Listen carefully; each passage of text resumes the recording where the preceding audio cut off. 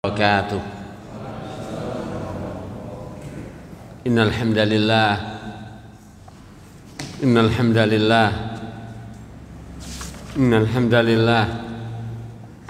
alladzi nahmaduhu wa nasta'inuhu wa nastaghfiruh wa na'udzu billahi min syururi anfusina wa min sayyiati a'malina man yahdihillahu fala mudilla lahu wa man yudlil fala hadiya lahu. Asyhadu an la ilaha illallah wahdahu la syarika lah wa asyhadu anna Muhammadan abduhu wa rasuluhu wa ba'du. Meneruskan pembahasan kitab Sittud Durar min usuli ahli al-athar, buah karya Syekh Abdul Malik Ahmad Mubarak Ramadhani al-Jazairi hafizahullahu ta'ala wa matta'ahu bisihah wal afiyah wa barakallahu lahu fi umrihi wa ilmihi. Pembahasan malam hari ini adalah poin simamul aman minal kufri wal hazimati bittiba'il kitabi was sunnah. Simam, tali kendali, al-aman, keamanan, kebebasan, keselamatan, ya, terhindar minal kufri, dari kekufuran dengan seluruh ragam dan bentuknya, wal hazimati, dan dari keterpurukan, ketertinggalan, kehinaan, kerendahan, dan semua bentuknya, bittibai al-kitabi was sunnah, adalah dengan mengikuti Al-Quran dan sunnah. Perhatikan firman Allah Ta'ala, dengannya Allah mengawali surat Toha, ma anzalna alaikal qur'ana litashqa. Ya, ma anzalna, tidaklah kami turunkan, alaika, atasmu wahai Muhammad, litashqa, agar engkau celaka, agar engkau binasa. Apa maknanya? Allah mensterilkan muatan di dalam Al-Qur'annya hal-hal yang membawa kepada kehinaan, hal-hal yang membawa kepada kerendahan, hal-hal yang membawa kepada kebinasaan.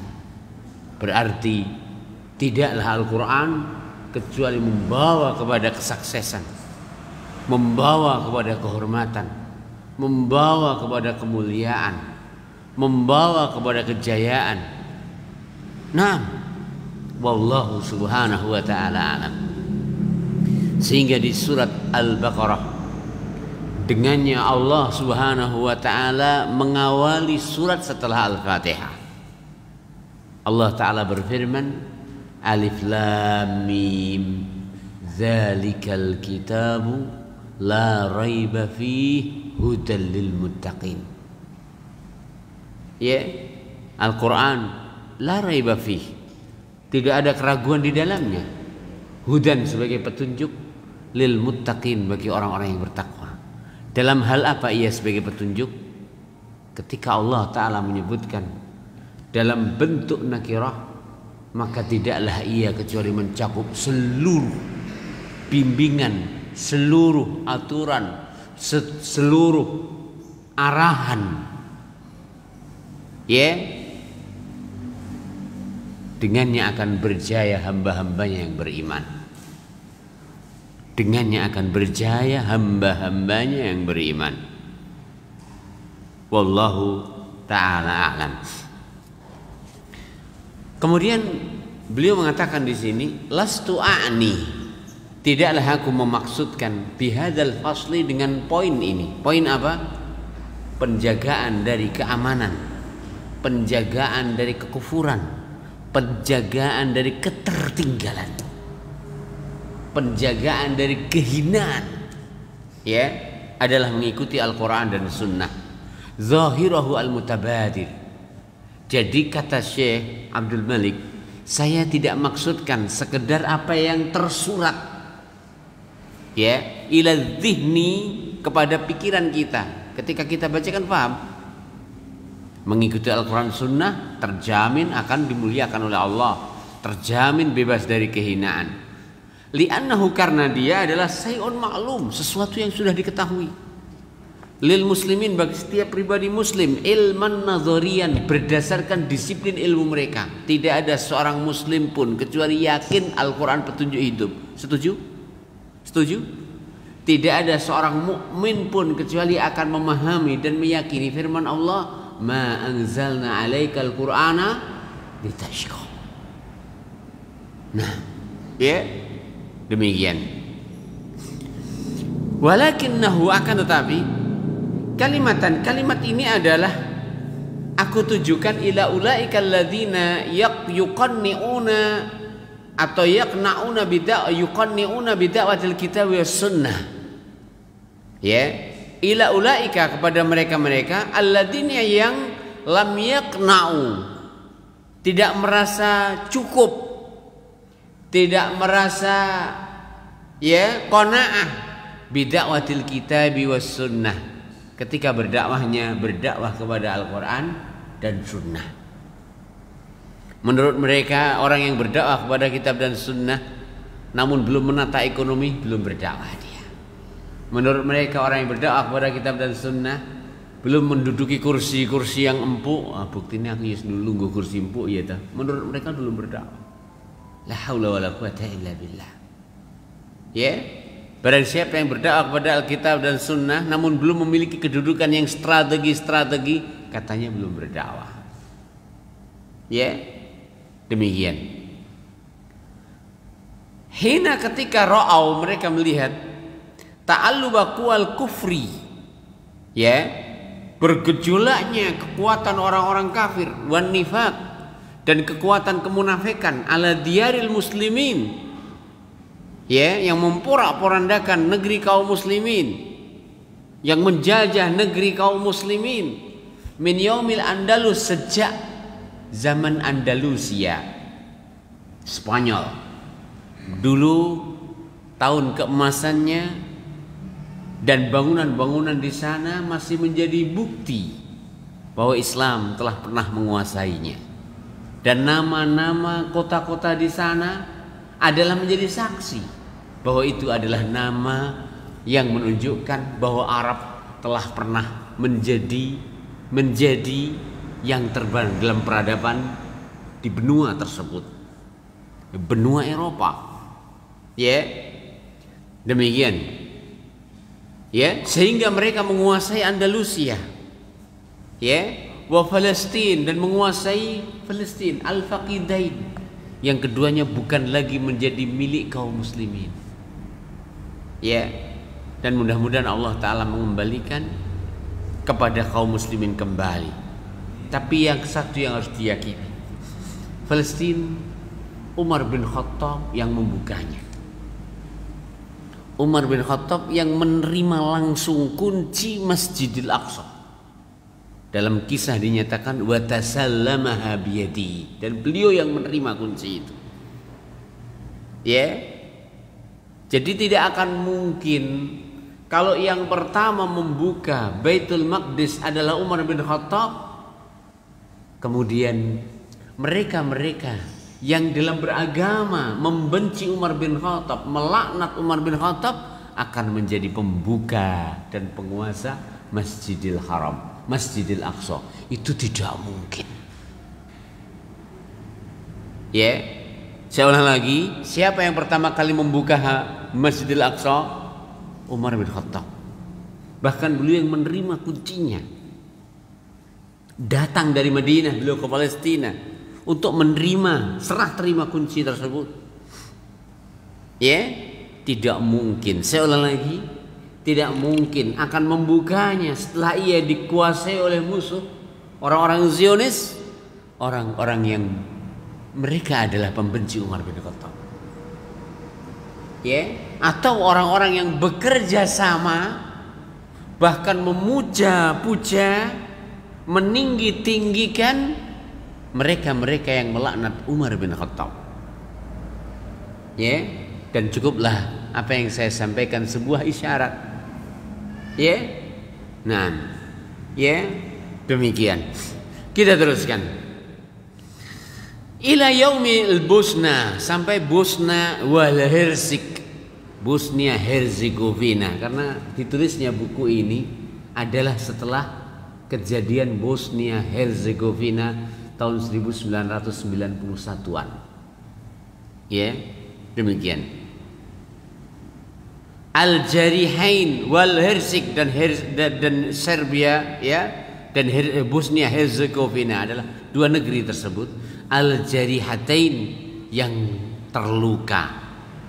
Wazdadal muslimuna wahnan, wazdada semakin bertambah. Al-muslimuna kaum muslimin wahnan lemahnya, ala wahnin atas kelemahan yang menimpa mereka. Hina ketika qallat inayatuhum, minim perhatian mereka, bimas dari kuwatihim, terhadap sumber kekuatan mereka. Alkitab was sunnah, Al-Quran dan sunnah. Wallah, tidaklah kaum muslimin zuhud terhadap Al-Quran dan sunnah, zuhud untuk mempelajari keduanya, riwayatan wa dirayatan, kecuali mereka akan semakin lemah, semakin lemah, semakin lemah. Karena itu adalah sumber kekuatan mereka. Ya, demikian. Wahanu, dan hinalah mereka ala Allah, di mata Allah. Hina ketika sa'adhannuhum, mereka berburuk sangka bihima terhadap Al-Quran dan sunnah. Ya, sebab tasawwaru, mereka menggambarkan dha'fa asarihima fin nufus. Al-Quran dan sunnah itu dalam memberikan efek di dalam jiwa itu kurang kontan, kurang instan menurut mereka, lamban dia. La haula wala quwata illa billah. Ya, nah, mereka anggap demikian.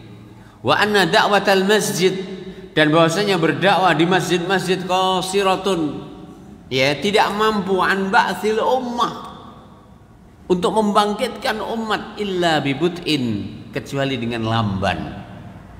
Menurut mereka berdakwah di masjid, ya, terbuka untuk seluruh kaum muslimin, lamban memberikan perubahan dalam peradaban.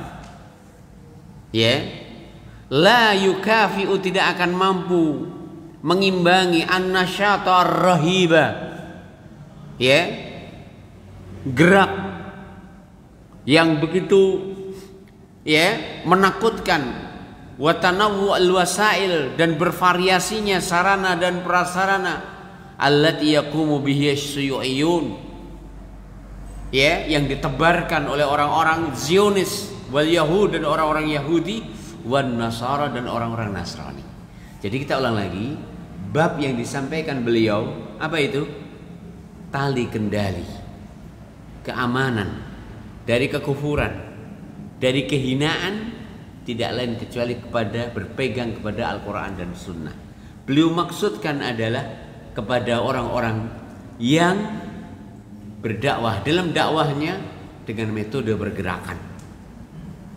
Ya, mereka menjauhkan umat dari untuk mempelajari Al-Quran dan Sunnah. Mereka menjauhkan umat dari untuk menghidupkan kembali majlis-majlis ilmu di masjid-masjid. Ya, begitu dan seterusnya. Lalu dikatakan di sini, wa hadhihi da'wa in kana fiha haqqun. Ya, dan tuduhan ini, walaupun tuduhan tersebut ada benarnya lah. Memang berdakwah kepada Al-Quran dan Sunnah efeknya lamban. Namun ingat, dia walaupun lamban tapi adalah pasti.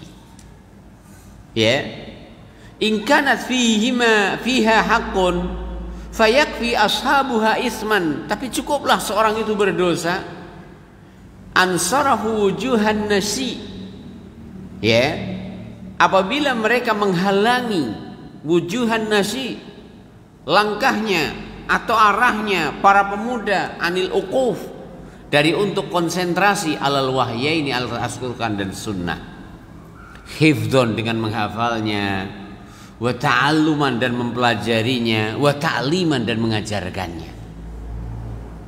Ya. Jadi kita ulang lagi, walaupun dalam apa yang mereka tuduhkan itu ada benarnya. Tidak salah memang. Ya, efeknya lamban. Tapi ingat, walaupun lamban tapi dia pasti. Ya, walaupun ia ada benarnya, cukuplah mereka yang mencetuskan ide tersebut dan menuduh dakwah Al-Quran dan Sunnah adalah lamban, mereka berhak mendapatkan dosa. Kenapa? Menghalangi para pemuda dari untuk menyibukkan diri mempelajari Al-Quran dan Sunnah, menghafalkan Al-Quran, mengajarkan cara bacanya Al-Quran, dan mengajarkan kepada generasi, begitu dan seterusnya. Walain dan seandainya hubisa ba'duhum, sebagian mereka harus terpaksa menahan anfusahum, diri mereka, li ta'limin nas, terpaksa harus mengajar manusia dengan membuat pesantren, ya, atau terpaksa harus menyampaikan di majelis ilmu, ya. Faqallama yanza'una bi ayatin, jarang sekali mereka membawa satu ayat atau satu hadis illa tabarrukan, kecuali hanya untuk mengambil berkah saja. Kowe kok maca dalil dengaren, ya pantes lek ngaji ki nek gur tinggi pantes-pantes. Ya. Nah, wa illa, seandainya tidak, fahasuna dhannuhum bikalamihim, maka mereka sudah terlalu pede dengan ucapan mereka sendiri, dengan pemikiran mereka sendiri, ya, dengan ide mereka sendiri. Zahadahum fi kalamillah, membuat mereka zuhud terhadap Al-Quran, wa kalami Rasulullah SAW, dan membuat mereka zuhud terhadap sabda Rasulullah SAW. Sehingga kesana kesini yang ada adalah program, kesana kesini yang ada adalah ide, begitu dan seterusnya. Yang semua itu adalah jauh dari Al-Quran dan Sunnah. Seandainya pun ada, maka adalah dalil-dalil tersebut dipaksakan untuk membenarkan dan mendukung ide-ide dia.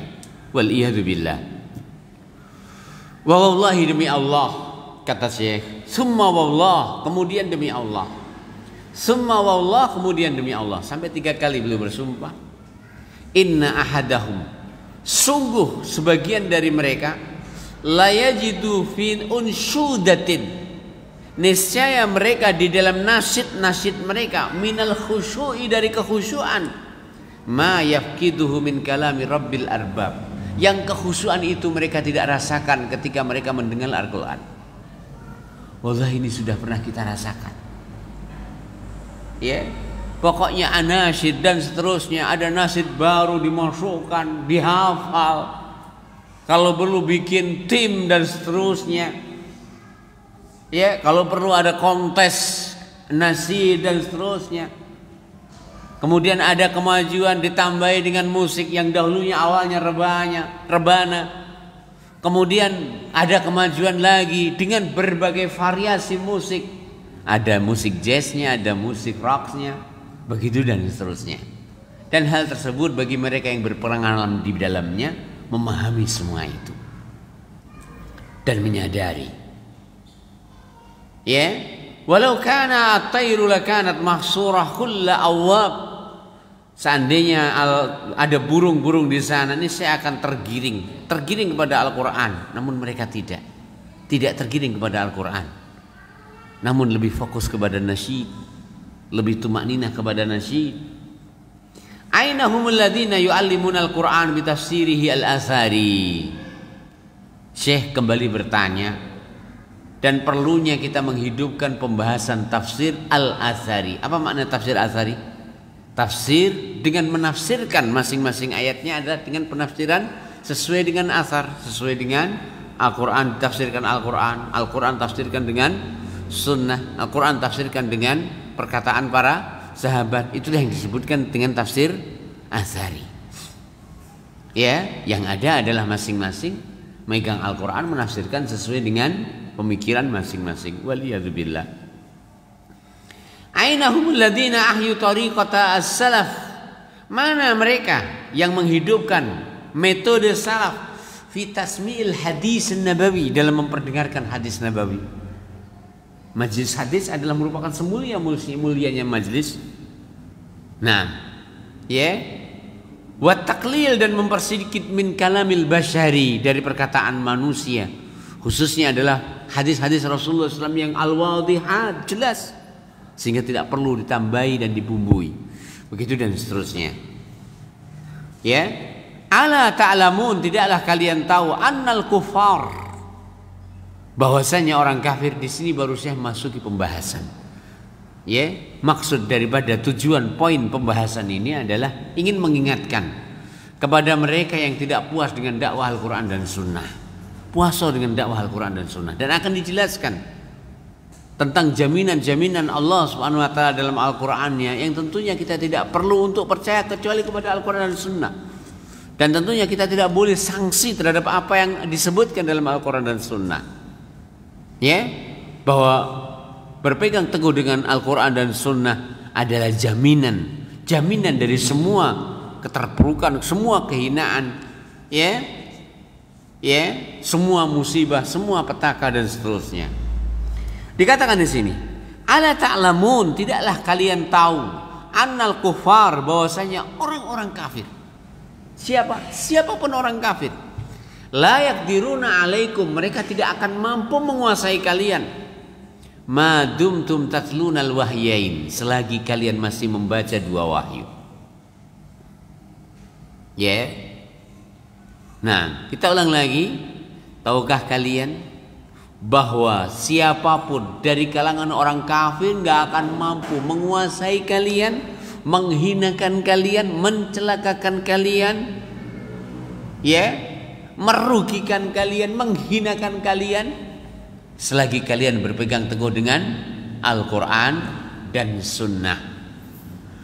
Qala Allah Ta'ala, buktinya adalah Al-Quran, yang dia adalah sebaik-baik bukti, sebenar-benar dalil. Allah firmankan di dalam surat Ali Imran ayat yang ke-101 sampai ayat yang ke-100 sampai ayat 101. Ayat 100 sampai ayat 101. Di sana Allah Taala berfirman, ya ayyuhalladzina amanu, wahai orang-orang yang beriman. Allah panggil orang-orang yang beriman dengan sifat keimanan mereka. Dan ini kembali kita sampaikan adalah ajaran, bagaimana dalam masalah panggil memanggil. Hendaklah kita dalam masalah panggil memanggil saudara kita dengan yang termulia dari sifat yang ia miliki. Pak RT diceluk piye Kang RT, Pak Lurah diceluk piye Kang Lurah, begitu dan seterusnya. Apabila dia guru adalah dipanggil dengan piye Pak Guru, begitu dan seterusnya. Kenapa? Allah Ta'ala yang mengadukan keimanan pada orang yang beriman. Bersama itu Allah Ta'ala memanggil orang yang beriman dengan ya ayyuhalladzina aman, wahai orang-orang yang beriman. Baik, dikatakan di sini, in tuti'u bikala, kalian taat fariqan minal ladzina utul kitab, sekelompok orang-orang ahli kitab. Allah firmankan, yaruddukum, niscaya mereka akan mengembalikan kalian, ba'da imanikum, setelah keimanan kalian, kafirin, menjadi kafir. Artinya mega proyeknya orang kafir tidak lain kecuali bagaimana sampean kafir, sehingga mereka dan kalian jas buka iketi belangkon, sama juga sami mawon. Itu tujuan mereka. Tujuan mereka yang terbesar, mega proyek mereka. Kalau Anda ingin bertanya, apakah mereka ingin mencelakakan kita? Otomatis mereka ingin mencelakakan kita. Kalau kalian bertanya, apakah ingin mereka agar kita ini melarat? Ora enek wong kafir sing pengin lek awake dhewe sugih. Ning sugih karo melarat wis enek tulisi.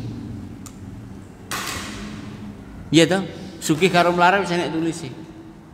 Orang iso akan menguasai harta semuanya sendiri, nggak mungkin. Kalaupun ia menguasai harta sendiri, dia butuh pekerja, dan pekerjanya membutuhkan gaji, membutuhkan upah, membutuhkan sarana dan prasarana. Sehingga setiap pribadi adalah menjadi pembantu bagi orang lain, sadar atau tidak.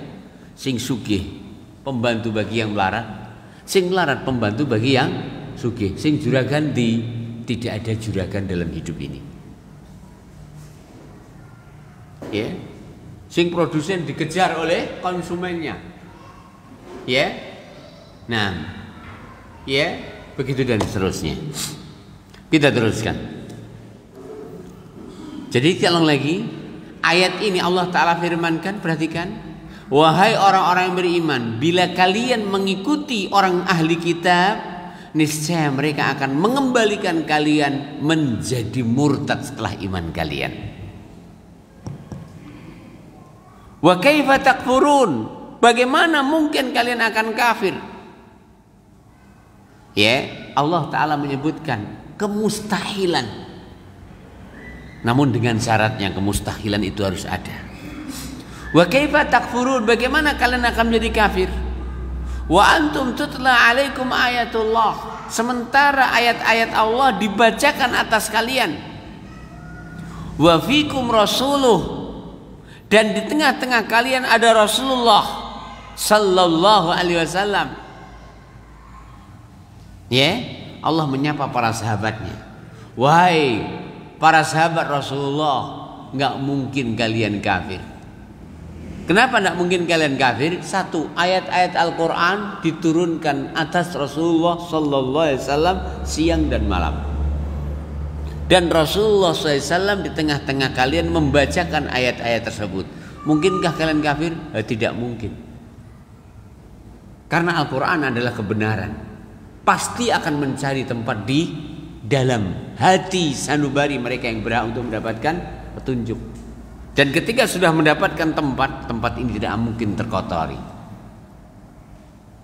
Ya, karena tidaklah ayat bertambah setelah ayat sebelumnya, kecuali akan menjadikan semakin sempurna dan bertambahnya keimanan mereka yang telah memiliki keimanan sebelumnya. Berbeda halnya dengan orang munafik. Tidaklah setiap ayat dan seruan yang turun kepada mereka kecuali akan menambah kekufuran atas kekufurannya, kecuali akan menambah keraguan di atas keraguannya. Namun orang yang beriman tidak. Ayat Al-Quran yang diturunkan, hadis Rasulullah SAW yang disabdakan, tidaklah ia kecuali menambah keimanan, nah, menambah tumakninah, nah, begitu dan seterusnya. Lalu Allah Ta'ala berfirman, wa may ya'tasim billah faqad hudiya ila siratim mustaqim. Barang siapa yang berpegang teguh billah, kepada agama Allah, ya, faqad hudiya, sungguh ia telah dibimbing ila siratim mustaqim, kepada jalan yang lurus. Ya, Syekh Abdul Malik beliau mengatakan, wa fi hadza asyaq, dalam konteks kalimat Al-Quran ini, faidatan, ada dua faedah. Dalam ayat surat Ali Imran ayat yang ke-100 sampai 101, minimalnya beliau menyimpulkan ada dua faedah. Faedah pertama, ismatu atba'il wahyaini minal kufri, terjaganya pengikut dua wahyu dari kekufuran. Saya ulang lagi, terjaganya pengikut dua wahyu, Al-Quran dan Sunnah, dari kekufuran. Sehingga Al-Imam Ibnu Katsir beliau mengatakan, qala Ibnu Katsir, nah, yakni makna daripada ayat tersebut, annal kufro, bahwa kekufuran itu ba'idun minkum, jauh dari kalian, wa hasyakum minhu, dan tidak mungkin kalian kufur. Fa inna ayatillah, sesungguhnya ayat-ayat Allah, tanazzala ala rasulihi, diturunkan atas Rasulullah Muhammad sallallahu alaihi wasallam, lailan wa nahara, siang dan malam, wa huwa dan beliau yatluha alaikum membacakannya atas kalian, wa yuballighuha ilaikum dan menyampaikan atas kalian. Karena Al-Quran diturunkan siang malam dan Nabi membacakan atas kalian, mustahil kalian kafir. Apa maknanya? Terjamin bebas dari kekufuran mereka yang berpegang teguh dengan dua wahyu. Ini yang pertama. Faedah kedua, kata beliau, annallaha, bahwa Allah Ta'ala iqtasara, mencukupkan, membatasi, ala dzikri a'zami kaidin yudabbiruhul kufar lil muslimin. Allah membatasi, artinya tidak menyebutkan semuanya, menyebutkan sebagian, dan tidak sebagian besar, sebagian kecil, dan tidak sebagian kecil, satu saja yang Allah Ta'ala sebutkan di dalam ayat ini. Allah Ta'ala membatasi ala dzikri a'zami kaidin, menyebutkan tentang makar yang paling besar, ya, yudabbiruhul kufar, yang diatur, yang dijalankan, ya, yang direncanakan oleh orang-orang kafir, lil muslimin, bagi orang muslim. Wa huwa, dan dia adalah iradatu takfirihim, ingin membuat mereka kafir. Ini paling besarnya proyek mereka. Gak ada selain itu yang lebih besar lagi. Ya, demikian. Kalau Anda bertanya, apakah mereka ingin agar kita sukses? Tidak mungkin orang kafir ingin orang mukmin sukses. Sehingga apabila sudah mereka memiliki kekuasaan, sak ngesor-ngesorane tangan kanan, tangan kiri, sikil kanan, sikil kiri, kabeh ya bangsane lan sebangsane. Jare sapa? Ya delok. Nek seragame padha, sak ngesor sak ndur lek padha. Nek kena disita ya kegaruk kabeh kudune. Nah, ya, dan mudah-mudahan Allah Subhanahu wa taala segera menampakkan kebenaran tersebut. Perhatikan, wa makaru, kamu bilang Allah diam? Enggak. Wa makaru wa makarallah. Mereka bikin makar, Allah bikin makar. Wallahu khairul makirin. Sini sana. Wa makaru wa makarallah. Wallah khairul makirin. Allah tidak membebani sampean untuk membuat makar, melawan makar mereka. Lalu Allah Ta'ala sendiri mengatakan, wa makarallah. Siapa yang membuat makar? Allah. Dan Allah Ta'ala hanya membebankan kepada kita untuk tamassuk biddin. Allah Ta'ala hanya mewajibkan kepada kita untuk tamassuk biddin, tamassuk bil kitab was sunnah, tidak lebih dari itu. Dan Allah Ta'ala menjamin bila kita natamassak bil kitab was sunnah, ya, dijamin oleh Allah Subhanahu wa taala. Ya. Nah, kama qala ta'ala, sebagaimana Allah Ta'ala firmankan di dalam surat Al-Baqarah. Sebagaimana Allah Ta'ala firmankan di dalam surat Al-Baqarah ayat yang ke-109. Allah firmankan, wadda katsirum min ahlil kitab law yaruddunakum min ba'di imanikum kufara hasadan min 'indi anfusihim min ba'di ma tabayyana lahumul haqq. Surat Al-Baqarah ayat yang ke-109. Wadda katsirun min ahli kitab, niscaya orang-orang kebanyakan ahli kitab itu berkeinginan, bercita-cita, merencanakan, ya, membikin master plan. Ada jangka pendek, ada jangka panjang, ya.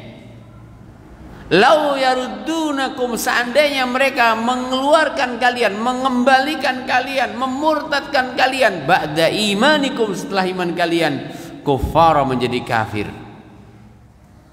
hasadan min indi anfusihim, karena hasad yang ada di dalam diri mereka. Ya. Ya.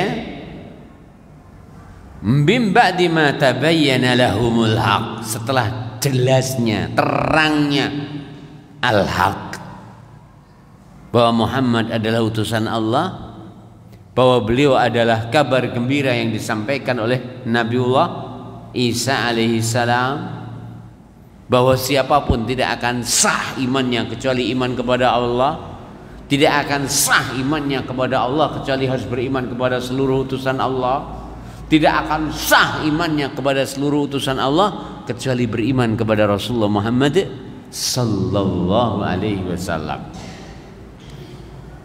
Ya. Nah, jadi kita ulang lagi. Poin yang kedua, faedah kedua, di ayat surat Ali Imran yang dibawakan oleh Syekh, Allah Ta'ala tidak menyebutkan semua makarnya orang kafir. Makarnya orang kafir, wah yo sak berah-berah toh. Sebesar apapun gudang untuk mengisi, ya, sebagai tempat makar mereka, apabila ditulis dalam kertas, nggak akan cukup. Nggak akan cukup. Dan semua itu adalah menginginkan kejelekan. Sehingga Allah Ta'ala tidak perlu sebutkan semua itu. Allah Ta'ala hanya sebutkan satu makar saja. Dan ini adalah mega makar mereka, mega proyek mereka. Apa itu? Ingin kalian itu murtad, ingin kalian itu tanggalkan baju kehormatan keagamaan kalian, ingin kalian tinggalkan kesunahan kalian, ya, ingin tinggalkan ketauhidan kalian. Karena itulah Islam, karena itulah hak. Ya, demikian. Allah tak sebutkan semua makar, satu saja yang disebutkan. Ya, dan ini yang terbesarnya. Ya, bersama itu Allah Ta'ala katakan, wa kaifa takfurun, dah mungkin.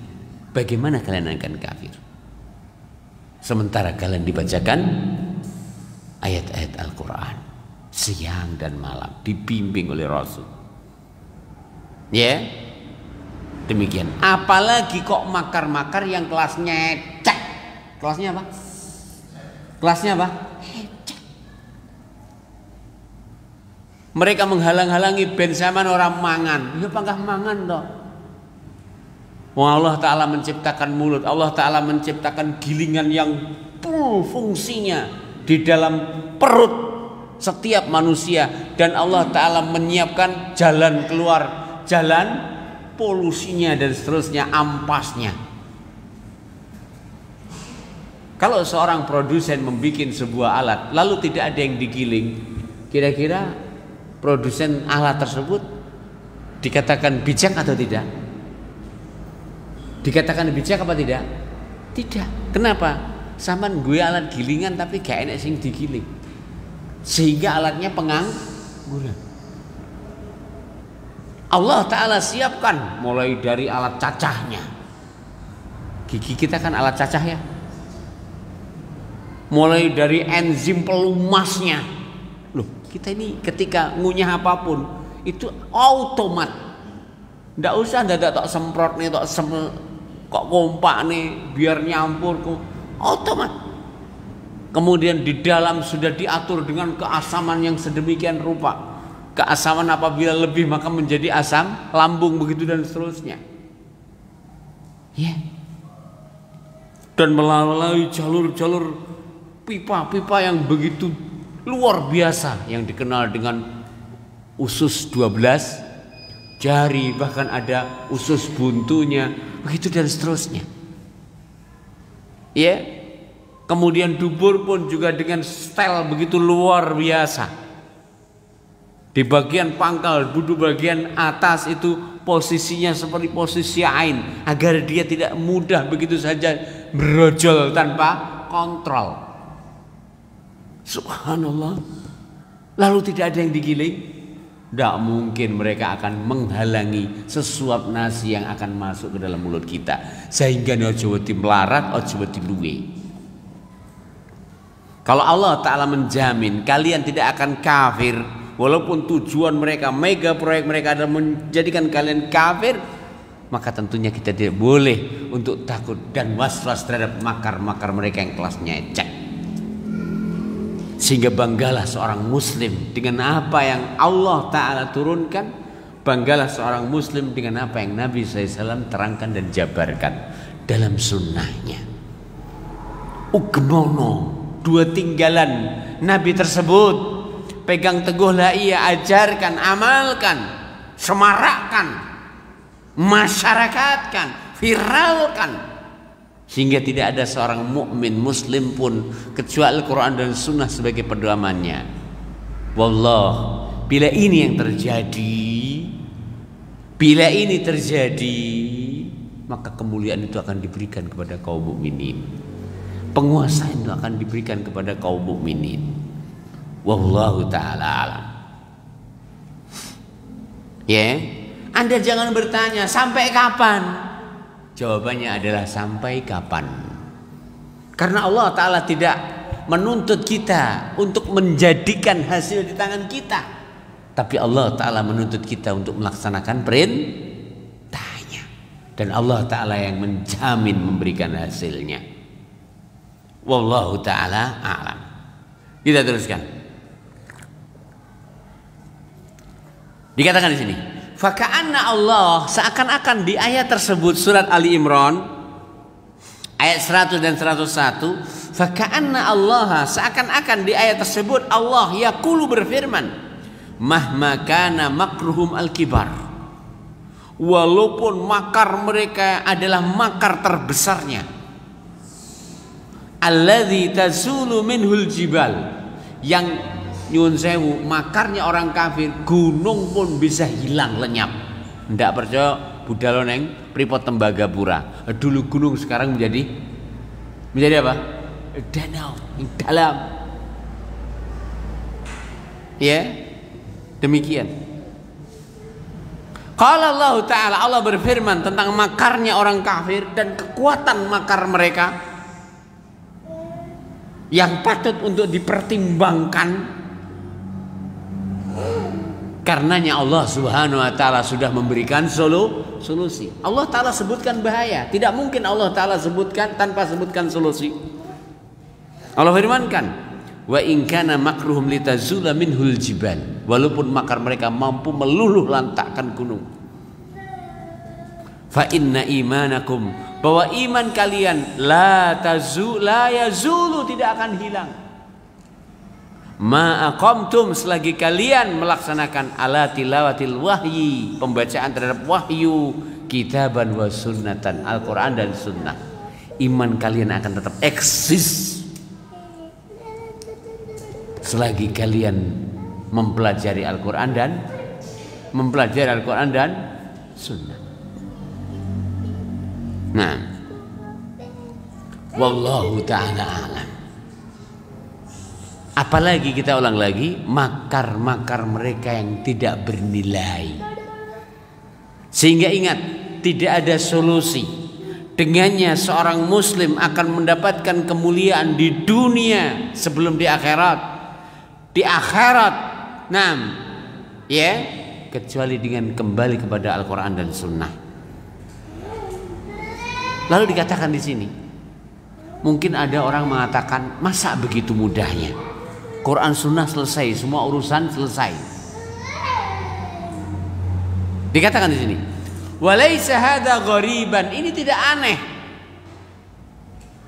Alaman aikona, bagi orang yang punya keyakinan biqalbihi, dengan hatinya,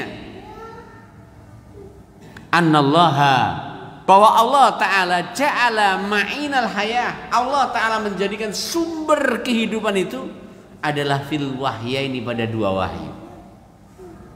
Orang yang yakin sumber kehidupan adalah pada dua wahyu, pastinya ia tidak akan pernah ragu akan jaminan Allah itu.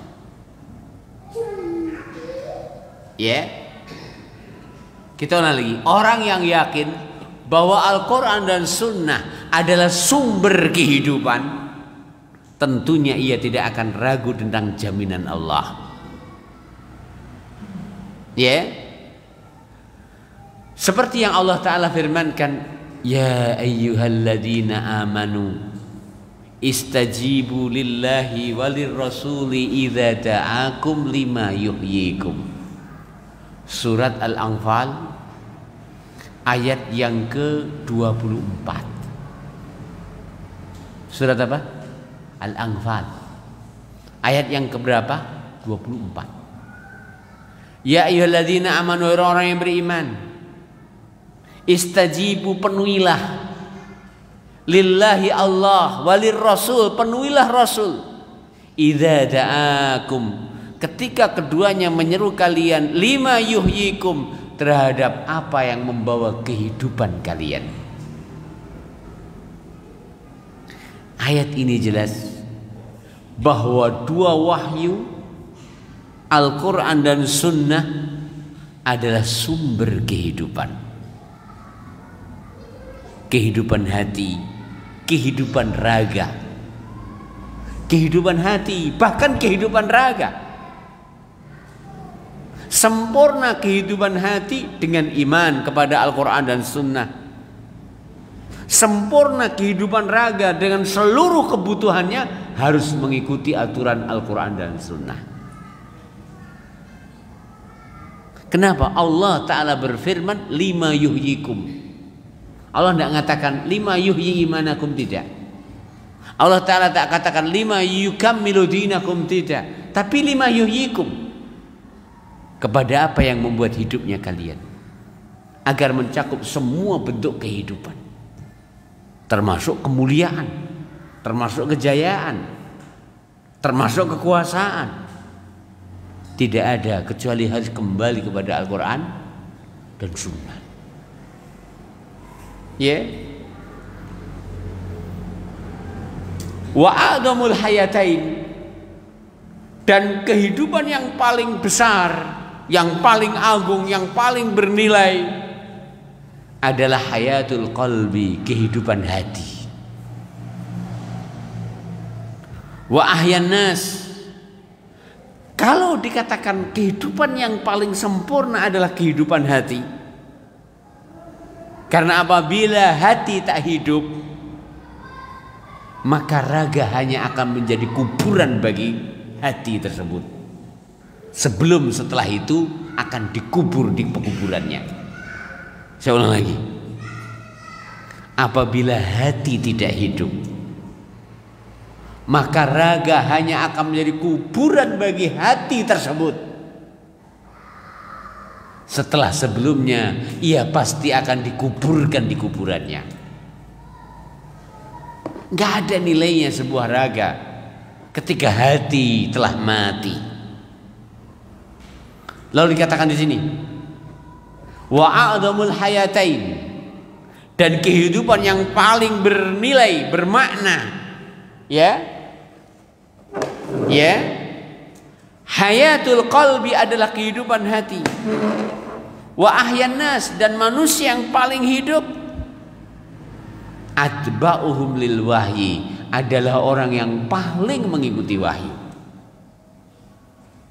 Manusia yang paling besar potensi kehidupannya, paling sempurna alat-alat kehidupannya, adalah yang paling mengikuti wahyu.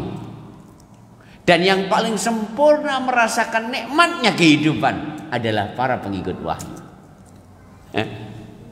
Walaupun bondone nyampar nyandung, dagangane sundalan sundul, ning tidak mengikuti wahyu, mustahil ia akan bisa merasakan nikmatnya kehidupan, kehidupan sejati.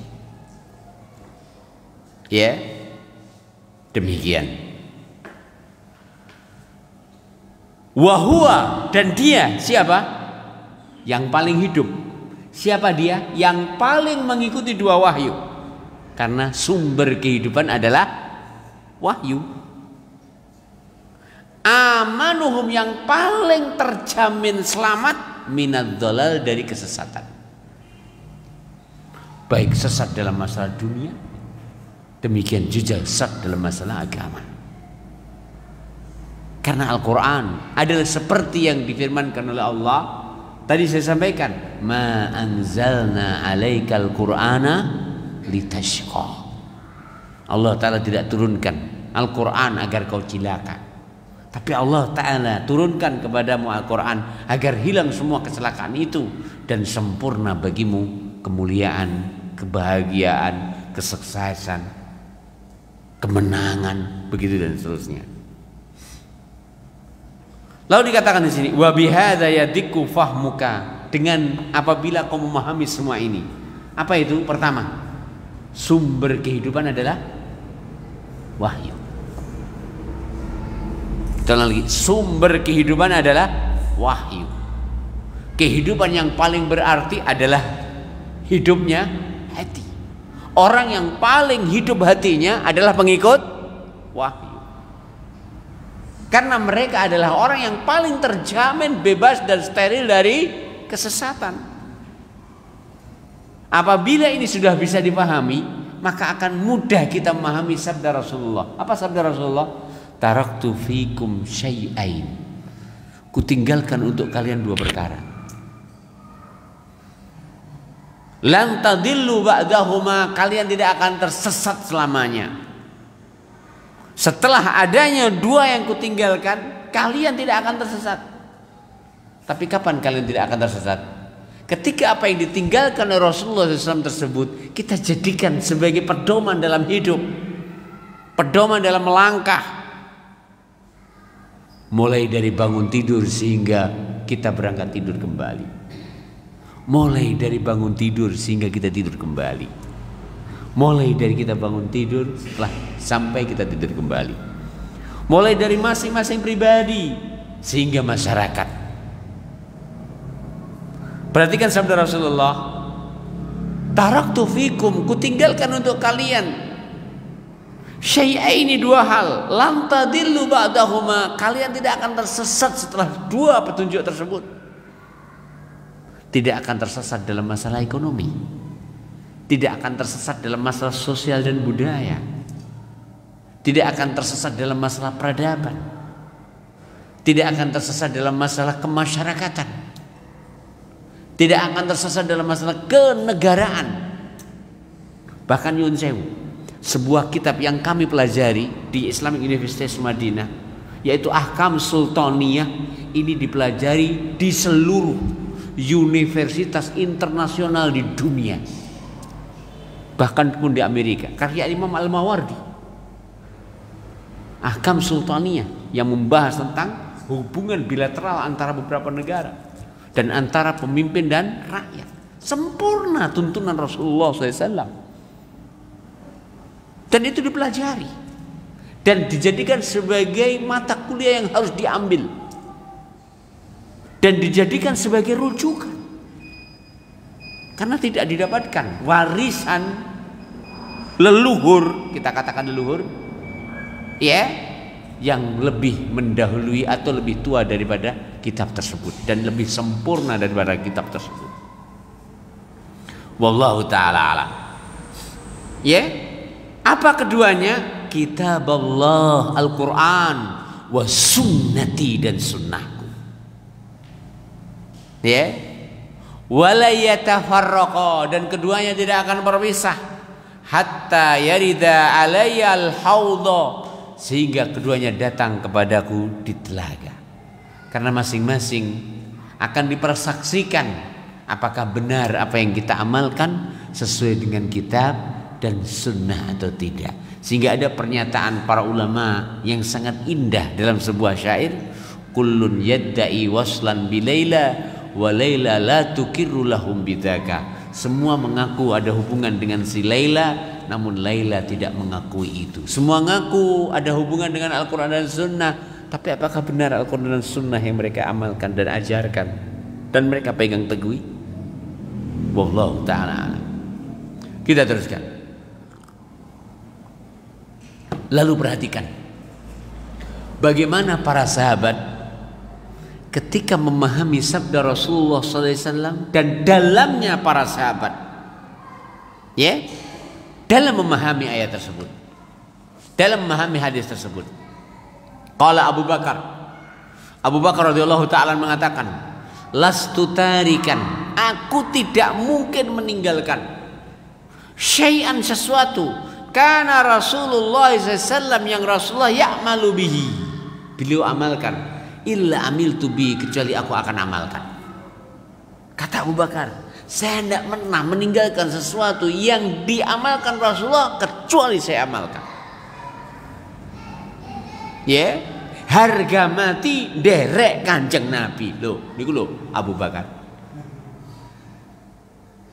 Fa ini, maka sesungguhnya aku akhsha, aku ini khawatir.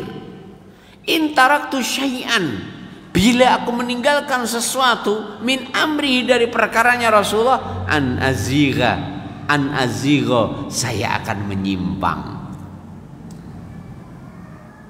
Namun menjadi pertanyaan, bagaimana kenyataannya dengan zaman now? Sangat murah seorang mengatakan wilayah dawe Kanjeng Nabi zaman unta. Sangat murah orang mengatakan itu. Padahal siapa dia? Perhatikan para sahabat, dan yang terdepannya adalah Abu Bakar radhiyallahu taala anhu. Dan beliau adalah sayyidul auliya ba'dan Nabi sallallahu alaihi wasallam. Sehingga siapapun yang katanya wali KW gak boleh menyelisih Abu Bakar.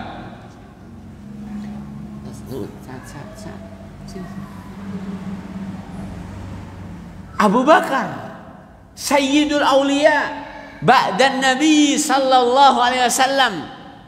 Apa kata beliau? Tidak pernah aku meninggalkan sesuatu yang aku mengetahui Nabi melakukannya kecuali aku melakukan. Kenapa? Karena aku ini khawatir kalau menyelisih Rasulullah SAW, aku ini akan menyimpang. Ya, demikian. Wallahu ta'ala alam. Inilah para sahabat. Dan Allah muliakan beliau. Dan Allah muliakan pemerintahan beliau. Dan Allah Ta'ala tenangkan pemerintahan beliau. Walaupun kemurtadan di zamannya, di awal pemerintahannya, ketidakstabilan di awal pemerintahannya, pemberontakan di awal pemerintahannya, penolakan penyerahan zakat di awal pemerintahannya, sejarah mencatat semua itu. Tapi dengan mengembalikan kepada Al-Quran dan Sunnah, wallahi stabilitas kembali Allah Ta'ala berikan.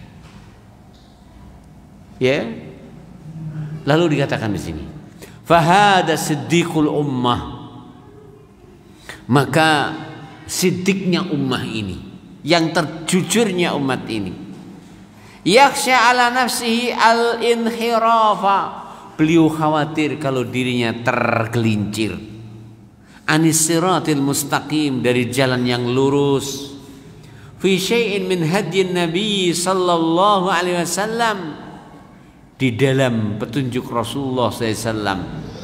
Ma'anahu, bersama beliau, kana syadidu tamassuk bima daqqa wa jalla, sangat berpegang teguh bima daqqa, dengan masalah yang sepele, wa jalla, demikian juga masalah yang besar, min sunnati Nabi SAW, dari sunnah Rasulullah sallallahu alaihi wasallam. Inilah Abu Bakar radhiyallahu taala anhu. Dan inilah kesungguhan beliau dalam berpegang teguh kepada sunnah. Dan inilah kekhawatiran beliau ketika beliau menyelisih sunnah, dikhawatirkan Allah Ta'ala akan menyimpangkan hatinya. Tidak ada seorang yang senantiasa berusaha mencocoki sunnah karena kekhawatiran menyimpang ketika ia menyelisihinya, kecuali akan dijaga seperti dijaganya Abu Bakar radhiyallahu ta'ala, kecuali akan dijaga seperti dijaganya Abu Bakar radhiyallahu ta'ala. Demi Allah, kita tidak akan mempertaruhkan agama kita. Demi Allah, di atas sunnah Rasulullah, di atas jalan yang lurus adalah sesuatu yang dengannya akan menjamin keselamatan kita di dunia, demikian juga di akhirat. Demikian, mudah-mudahan apa yang kita sampaikan bermanfaat. Subhanakallahumma rabbana bihamdika asyhadu an la ilaha illa anta astaghfiruka wa atubu ilaik. Assalamualaikum warahmatullahi wabarakatuh.